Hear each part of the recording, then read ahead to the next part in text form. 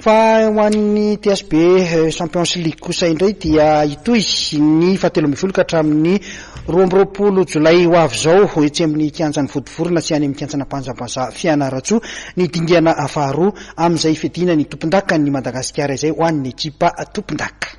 Taorin'ny fiudinana voalohany natao tany Mahajanga Tsirabe Tsorono Mandidy Toliary farany teo dia fantatra fa ho tanterahana eny amin'ny kianjan'ny Knapsa Vodivorona sy any amin'ny kianjana Pasambaza Fianaratsoa ny 12 ka hatramin'ny 12 Jolay avy zao ny fiudinana faharoa amin'ny fiadinan'ny tompon-daka nasionaly taranjabolina kitrana ny TSB Ligue des Champions.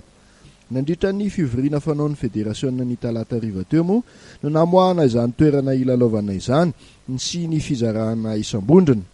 Azo lazaina ao groupe de la Moriane ny ao Vodivorona raha ny fahitana ny fizarana nataon'ny FMF. Ekipa goavana telo tokoa mantsy no ifampitady ao amin'ity vondrona ity, ahitana ny LGK Plus Analamanga, Fosa Junior FC Boeny, ASG Tomada Hitasy. Anampy azy ireo kosa ny ekipa ny FCA Halotra Mangoro, Atam Port Berger Sofia ary ny MTM Mamelaka. Ifanitsana ny Fianaratsoa kosa ny ekipa ny Ajesaya Bonglava, Knapsa Sport Hitasy, FC Vakinakaratra, 3FB Atsimondrefana, ny Fils d'Éléphant Anosy ary ny Akonambatomena Matsiatra ambony.